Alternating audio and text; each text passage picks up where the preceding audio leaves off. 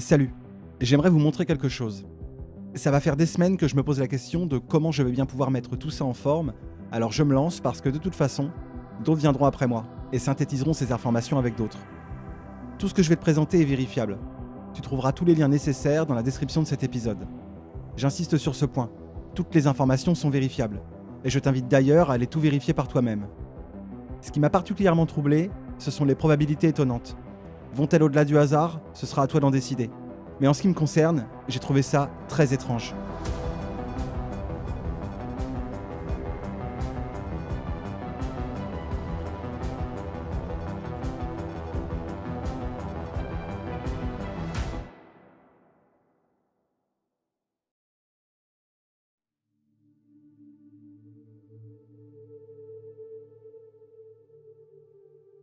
Voilà déjà quelques semaines que je faisais des recherches autour des Kennedy, et en particulier sur John Kennedy Jr. Et sur mon chemin, je suis tombé là-dessus. La vidéo d'un type tenant deux magazines. Kennedy Jr., George Magazine, 1997, Le Futur, la tête de Trump, et puis cette jovialité ostentatoire, comme s'il venait de pêcher ses plus belles prises. Si je fais cette vidéo aujourd'hui, c'est grâce aux informations qu'il m'a fait découvrir, et je veux vous les transmettre. Tout d'abord, il faut savoir que c'est John Kennedy Jr. qui a fondé le magazine George. En 1995, il fondera et sera l'éditeur en chef du magazine, et ce jusqu'à sa disparition 4 ans plus tard dans un accident d'avion en 1999. Le magazine sera ensuite, via sa filiale Hachette, racheté par le groupe Lagardère qui en arrêtera définitivement la production 2 ans plus tard. Petit détail intéressant, si le magazine de gauche, qui date de février 2000 avec Trump en couverture, peut se dénicher pour quelques centaines de dollars sur le net, celui de droite ne se trouve pas en dessous de 5000 $. Le magazine George. Jusqu'il y a encore quelques mois, j'ignorais complètement son existence. Après quelques recherches, j'ai fini par trouver une version en PDF contenant 18 pages de ce fameux numéro de février 1997. En anglais, bien sûr. Mais avec l'aide de mon amie traductrice, nous en avons traduit une partie et remis en page à l'identique. Et vous pouvez le télécharger en PDF grâce au lien présent dans la description. Alors, qu'y a-t-il de si intéressant dans ce magazine ? Pourquoi suscite-t-il plus d'intérêt auprès des collectionneurs ? Et pourquoi est-il si jovial ? C'est ce qu'on va tenter de découvrir. Le George de février 1997 s'intitule « Guide de survie pour le futur ». La première pensée qui m'est venue, c'est de me dire « Bon, la futurologie, c'est une science plutôt casse-gueule. Ses résultats sont approximatifs et vont varier non seulement en fonction de la quantité d'informations qu'un individu peut avoir sur l'état du monde au moment présent, mais implique aussi que cet individu soit doté d'un esprit de synthèse suffisamment affûté pour en saisir toutes les variables majeures et sous-jacentes, comprendre les influences et les forces qui déterminent le monde vers son futur plus que probable. Kennedy Jr. pouvait-il être un de ceux-là ? Quoi qu'il en soit, nous allons pouvoir juger de ses prédictions, puisqu'à présent, au regard de ce magazine, nous y sommes dans le futur. Bien que pour le moment, je ne sais pas vraiment de quel futur on parle. Est-ce qu'il s'agit du futur de 2010, 2020, 2030, 2050, soyons fous ? Alors voyons ce qu'il en est. Sur la couverture, on y voit une jeune femme dans des habits futuristes. Bon, aujourd'hui en 2020, on pourrait dire rétro-futuriste. Elle nous salue et je trouve qu'elle a un peu l'allure d'une hôtesse de l'air. Au second plan, on peut voir le mont Rushmore, devant lequel Trump a prononcé son discours le 4 juillet dernier. Il n'est pas en entier, il semble penché et enfoncé dans le sol. On y voit la lune, et de l'autre côté, il y a une sorte d'objet qui semble en suspension. Le slogan du magazine, c'est « De la politique, pas comme d'habitude ». Il y a plusieurs gros titres sur cette couverture, et un de ces gros titres a particulièrement retenu mon attention. Bill Gates parle à John Kennedy à propos de Murdoch, d'argent et de domination mondiale. Je me suis dit, c'est quoi ce truc ? Pour un magazine qui a la prétention de nous guider dans le futur, ça part plutôt pas mal. J'ai commencé à trouver ça très amusant. Mais le titre qui se trouvait plus en dessous allait commencer à rendre la situation assez improbable. Jour de l'accusation, est-ce qu'il arrive à se faire attraper ? À ce moment-là, je commençais presque à entrevoir les raisons qui pouvaient conférer un tel intérêt envers ce magazine. Mais j'étais pas au bout de mes surprises, car les choses allaient devenir encore plus improbables à la lecture de la première page du magazine, la lettre de l'éditeur, John Kennedy Jr. La lettre a pour titre « Audi, peux-tu voir ?» et il commence par une citation de Charles Franklin Kettering. « Nous devrions tous nous préoccuper de l'avenir, car nous devrons y passer le reste de notre vie. » Et il commence son édito. Écoutez les discours de n'importe quel politicien et vous êtes presque assuré d'entendre au moins une référence au futur. Après tout, nous ne semblons pas vouloir élire des politiciens à moins qu'ils n'offrent une vision pleine d'espoir de ce qui nous attend. Mais lorsque le futur arrive enfin au présent, il ne reproduit généralement rien de ce qui nous a été promis. Alors nous blâmons les gens au pouvoir de nous avoir trompés. Mais nous sommes tous aussi au moins responsables que les politiciens. Parce que nous, les électeurs, établissons les règles du jeu qui nous brûlent. Si vous jouez au bonneto contre quelqu'un qui vous promet de grosses victoires et que vous perdez votre maillot, qui blâmez-vous? Le gars qui vous a arnaqué? Ou vous blâmez-vous d'être assez stupide pour croire que vous alliez gagner? Dans ce numéro, nous avons essayé de donner une image approximative de ce que vous pourriez anticiper dans les années à venir. Du sexe à la guerre, de l'environnement à l'éducation. Afin que vous n'ayez pas à vous fier uniquement aux paroles de ceux qui vous échangent votre vote contre une paire de lunettes roses. Après tout, c'est la nouvelle année. L'inauguration est à peine terminée et c'est l'heure du message de bilan de l'état de l'Union. Si vous êtes comme nous, vous êtes probablement tenté de regarder au-delà du présent prosaïque et d'un mois de février glacial et de vous demander un instant. Que se passe-t-il ensuite? Il y a quelque chose de gluant dans une partie de ce que vous lisez sur l'avenir, car il s'agit généralement de spéculations non étayées par des faits concrets. Donc, dans le guide de survie de ce mois-ci, nous vous expliquons comment 8 problèmes politiques critiques évolueront et quelles personnes effectueront tous ces changements en 2020. Je vous relis ce passage. Dans le guide de survie de ce mois-ci, nous vous expliquons comment 8 problèmes politiques critiques évolueront et quelles personnes effectueront tous ces changements en 2020. C'est écrit 2020. C'est pas écrit 2021 ou 2019. C'est pas marqué aux alentours de 2020, mais bien 2020. Je dois t'avouer qu'à ce moment-là, j'ai eu un petit frisson dans le dos. J'ai presque l'impression de tenir l'almanach de Retour vers le futur.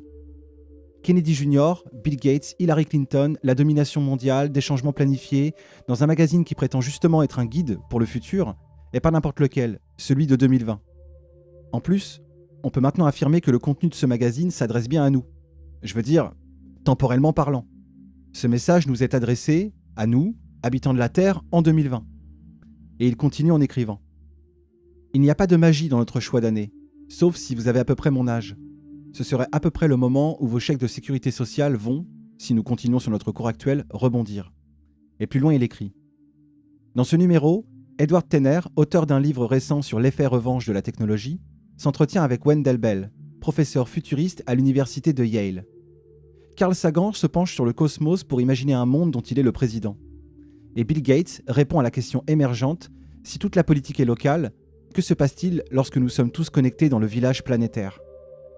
À la fin de sa lettre, il écrit « Nous espérons donc que vous apprécierez la position de George sur le futur. Pourquoi ne pas le mettre quelque part en lieu sûr et le ressortir dans 20 ans? Pour paraphraser un grand homme anglais, il se peut qu'il ne vous donne pas ce que vous voulez, mais peut-être qu'il vous donnera ce dont vous avez besoin. » Cet homme anglais dont parle John Kennedy, c'est Mick Jagger des Rolling Stones. Dont la chanson You Can't Always Get What You Want résonnait en lui et occupait de loin la première place parmi ses chansons favorites. Et c'est grâce à Katie McKeown que l'on connaît cette information. Bien que Katie McKeown fût l'assistante personnelle de Jackie Kennedy après l'assassinat de John Kennedy, elle raconte dans son livre « Ma vie avec la famille Kennedy », publié en 2017, qu'elle était davantage une nounou et une femme de chambre, mais elle raconte également ceci. La chaîne stéréo était à fond. You Can't Always Get What You Want était un signe certain que John était dans la maison lorsque Simus et moi avons gravi le chemin familier vers la maison du Cap. John avait joué cette chanson des Rolling Stones pendant un bon quart de siècle. La chanson était sa favorite de tous les temps. Est-ce que ce serait pas amusant si la chanson préférée de John était aussi celle choisie par Trump pour clôturer ses rallyes? Attends, est-ce que c'est le cas? God bless you. Merry Christmas. Thank you, Pennsylvania. Thank you.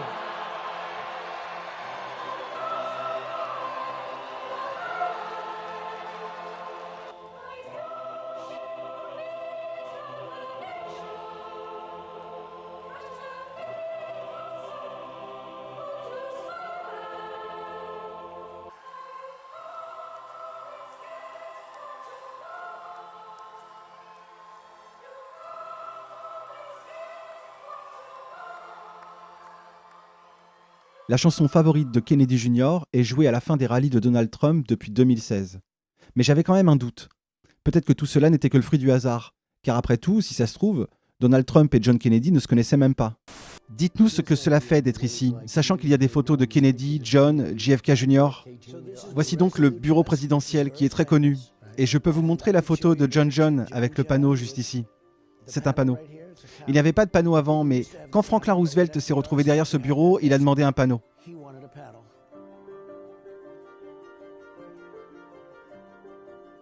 C'est une photo originale, comme vous pouvez le voir.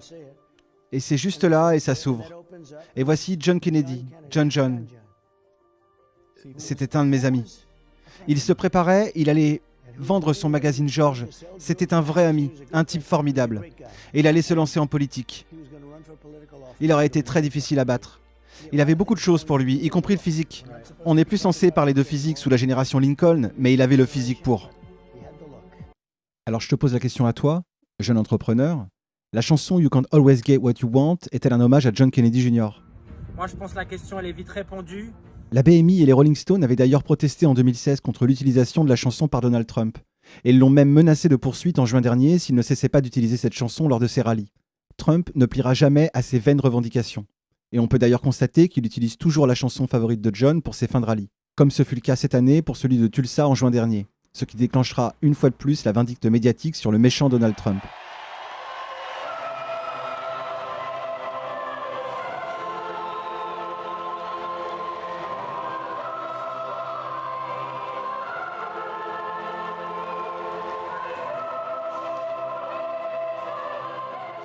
Mais continuons de parcourir ce magazine et découvrons ensemble l'interview de Bill Gates. Alors, je ne vais pas lire toute l'interview, mais seulement quelques passages intéressants. Je te rappelle d'ailleurs que si tu veux la lire en entier, tu peux la télécharger en description. Et j'ai aussi mis la version originale si tu veux pouvoir vérifier la traduction. Cela commence avec une introduction écrite par John Kennedy Jr. Aux États-Unis, les grandes fortunes sont souvent acquises à grande vitesse.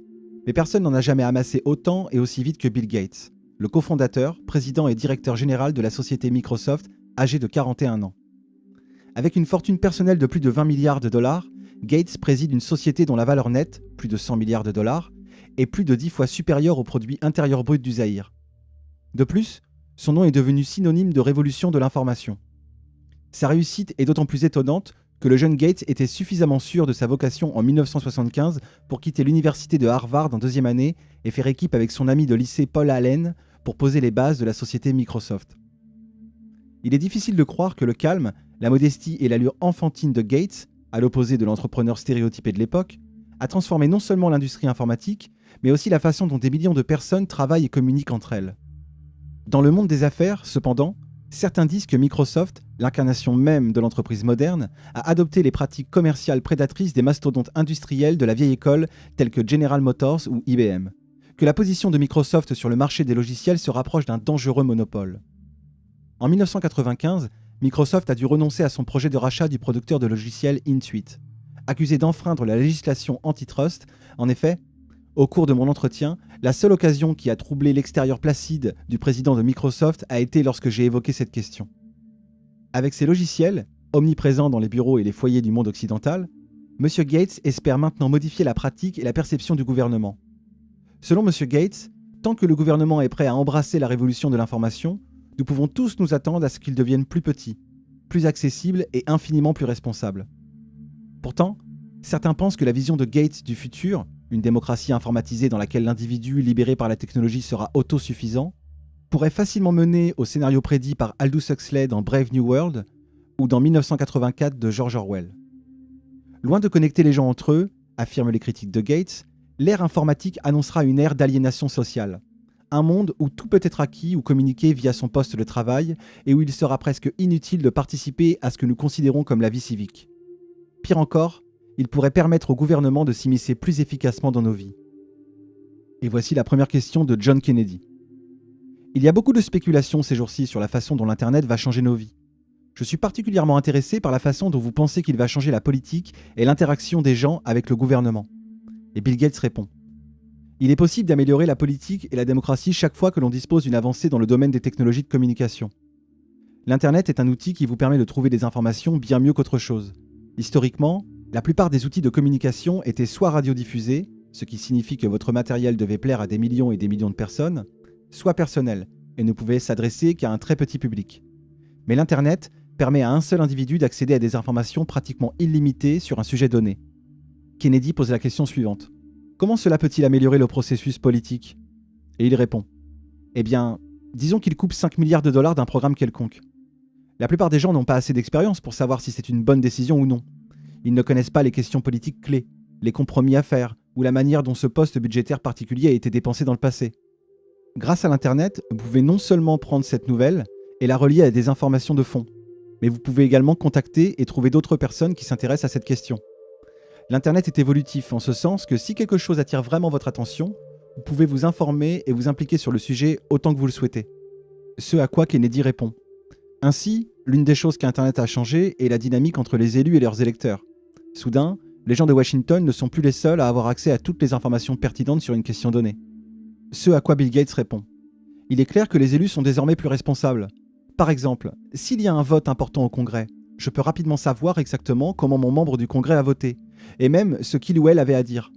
Vous ne pouvez pas obtenir ce niveau d'information détaillé dans un article de presse national. Environ 40% des foyers américains disposent aujourd'hui d'un ordinateur personnel, et ce chiffre est en augmentation. Les implications de ce type de responsabilité sont donc importantes. Kennedy enchaîne. Les électeurs peuvent désormais inonder leurs représentants de données, et non plus l'inverse. Ce à quoi Bill Gates répond. Eh bien, cela doit être assez difficile avec le courrier papier de nos jours, parce que les gens essaient de bombarder le bureau d'un membre du Congrès avec des opinions diverses.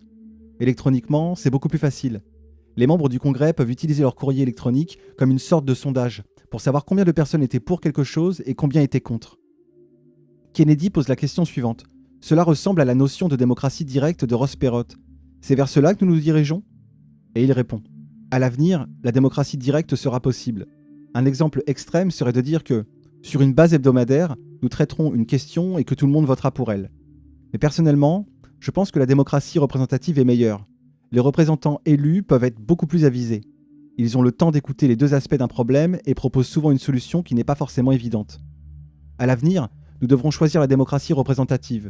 Non pas parce que c'est le seul système, mais parce que nous pensons que c'est la meilleure approche disponible. Plus loin, John Kennedy pose la question suivante. Pensez-vous que les gens qui sont disposés à expérimenter la technologie ont une sorte d'orientation ou d'identité politique distincte ? Et il répond.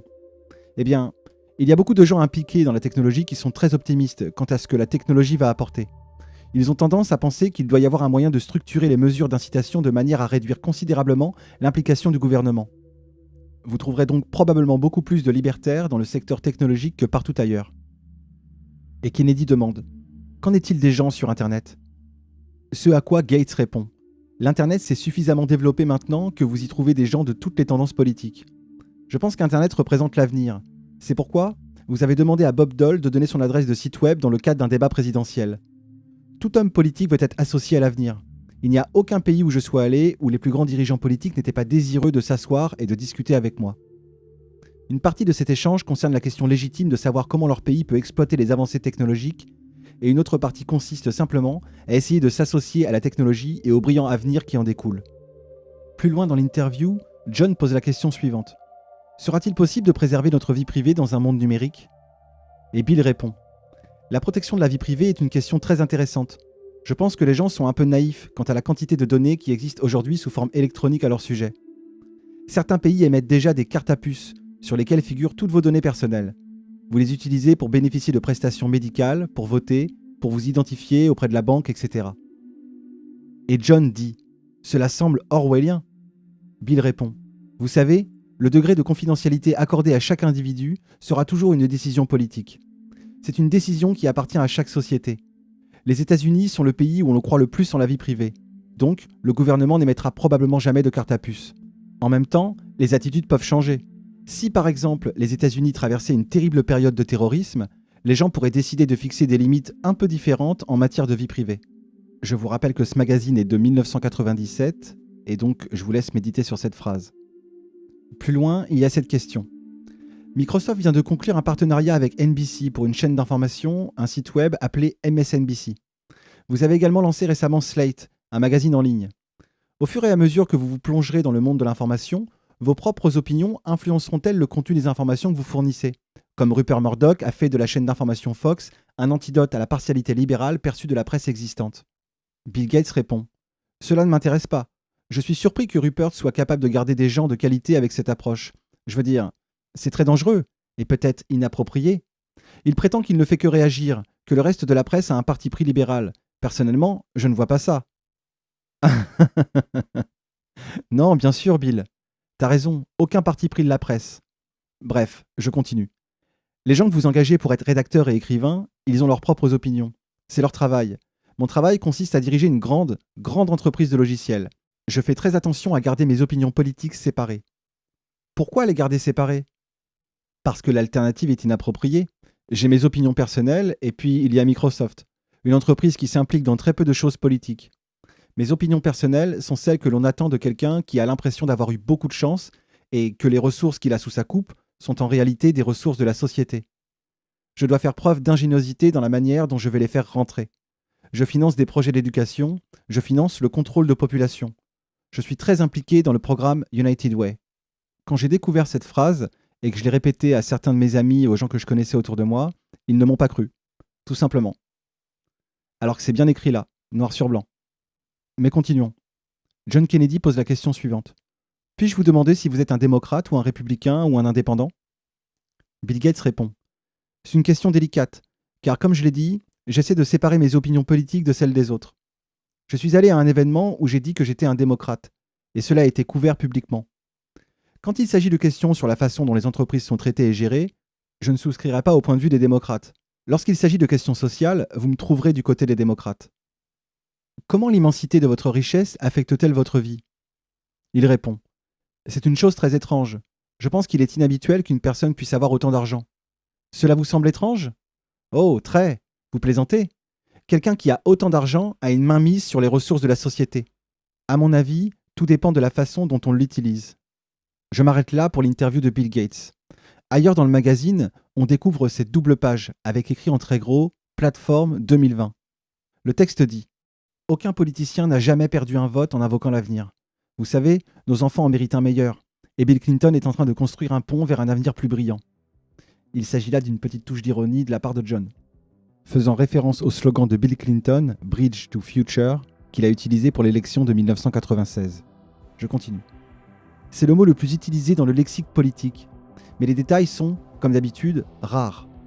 Que nous réserve l'avenir? Un nouveau monde de promesses ou d'apocalypse? Nous avons lancé une mission de découverte vers le prochain millénaire, pour découvrir ce qu'il y a de l'autre côté. Alors attachez votre ceinture et tenez-vous bien, alors que George entre dans la distorsion temporelle et réapparaît en l'an 2020.